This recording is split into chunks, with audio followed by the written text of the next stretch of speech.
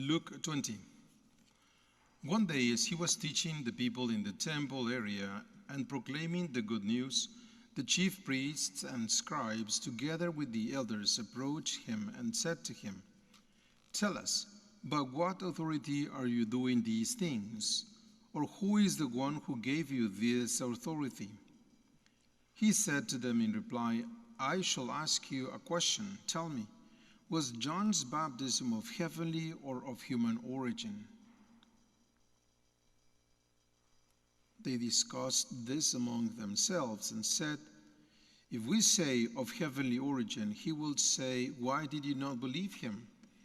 But if we say of human origin, then all the people will stone us, because they are convinced that John was a prophet." So they answered that they did not know from where it came. Then Jesus said to them, "Neither shall I tell you by what authority I do these things." Then he proceeded to tell the people this parable. A man planted a vineyard, leased it to tenant farmers, and then went on a journey for a long time. At harvest time, he sent a servant to the tenant farmers to receive some of the produce of the vineyard. But they beat the servants and sent him away empty-handed. So he proceeded to send another servant, but him also they beat and insulted and sent away empty-handed. Then he proceeded to send a third, but this one too they wounded and threw out. The owner of the vineyard said, "What shall I do? I shall send my beloved son. Maybe they will respect him." But when the tenant farmers saw him, they said to one another, "This is the heir. Let us kill him, that the inheritance may become ours." So they threw him out of the vineyard and killed him. What will the owner of the vineyard do to them? He will come and put those tenant farmers to death and turn over the vineyard to others. When the people heard this, they exclaimed, "Let it not be so."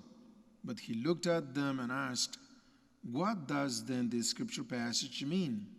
The stone which the builders rejected has become the cornerstone. Everyone who falls on the stone will be dashed to pieces, and it will crush anyone on whom it falls." The scribes and chief priests sought to lay their hands on him at the very hour, but they feared the people, for they knew that he had addressed to them this parable. They watched him closely and sent agents pretending to be righteous, who were to trap him in a speech in order to hand him over to the authority and the power of the governor.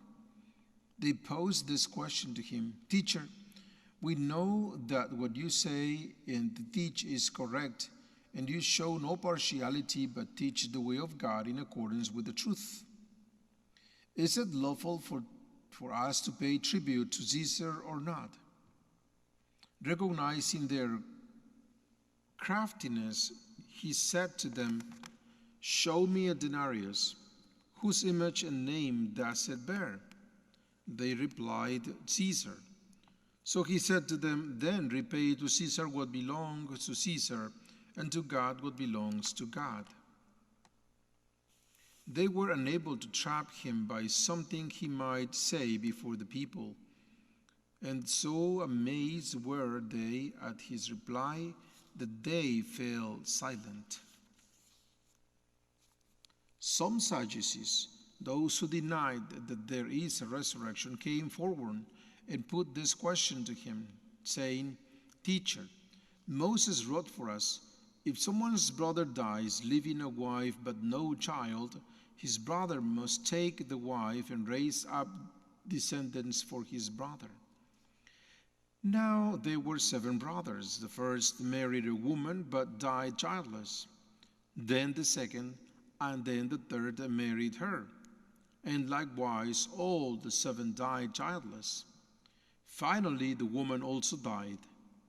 Now, at the resurrection, though, whose wife will that woman be? For all 7 had been married to her. Jesus said to them, the children of this age marry and remarry, but those who are deemed worthy to attain to the coming age and to the resurrection of the dead, neither marry nor are given in marriage. They can no longer die, for they are like angels, and they are the children of God because they are the ones who will rise. That the dead will rise, even Moses made known in the passage about the bush, when he called Lord, the God of Abraham, the God of Isaac, and the God of Jacob. And he is not a God of the dead, but of the living, for to him all are alive. Some of the scribes said in reply, Teacher, you have answered well, and they no longer dared to ask him anything. Then he said to them, how do they claim that the Messiah is the son of David? For David himself in the book of Psalms says, Lord said to my Lord, sit at my right hand, till I make your enemies your footstool. Now if David calls him Lord, how can he be his son? Then, within the hearing of all the people, he said to his disciples, be on guard against the scribes, who like to go around in long robes and love greeting in marketplaces, seats of honor, and synagogues and places of honor at banquets.